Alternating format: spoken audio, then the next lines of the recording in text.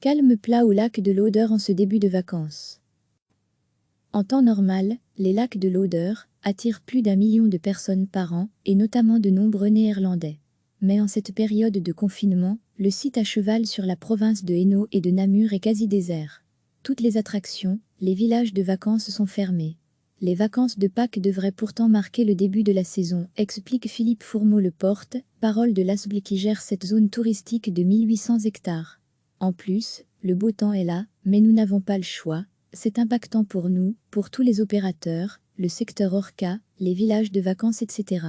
Nous réfléchissons déjà à l'après-confinement, mais aussi aux aides dont nous pourrions bénéficier pour passer ce cap difficile. Seuls les habitants du coin sont autorisés à se balader à proximité de leur habitation, mais pas question d'occuper une seconde résidence ou de prendre sa voiture pour y passer une journée. Tant du côté namurois, qu'ennuyée la police veille, rappelle Christophe Bomblet, le bourgmestre de Serfontaine, qui compte une partie du site des lacs de l'Odeur sur son territoire. Il n'y a rien à faire même, si c'est tentant avec ce soleil. Les gens doivent comprendre que nous vivons une crise sanitaire majeure qui impose le confinement. Ceux qui tenteraient malgré tout de se rendre sur le site durant ces vacances de Pâques s'exposent à une amende pouvant aller de 250 à 4 000 € en cas de récidive. Recevez chaque matin l'essentiel de l'actualité. En temps normal, les lacs de l'Odeur attirent plus d'1 million de personnes par an, et notamment de nombreux Néerlandais. Mais en cette période de confinement, le site à cheval sur la province de Hainaut et de Namur est quasi désert. Toutes les attractions, les villages de vacances sont fermés. Les vacances de Pâques devraient pourtant marquer le début de la saison, explique Philippe Fourmeau-le-Porte, parole de l'ASBL qui gère cette zone touristique de 1800 hectares.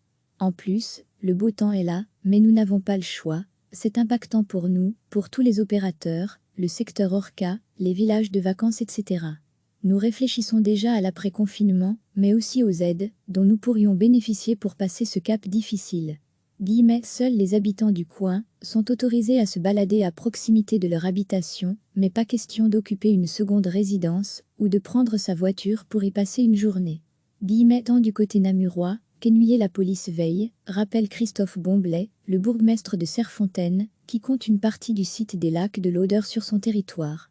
Il n'y a rien à faire même, si c'est tentant avec ce soleil. Les gens doivent comprendre que nous vivons une crise sanitaire majeure qui impose le confinement.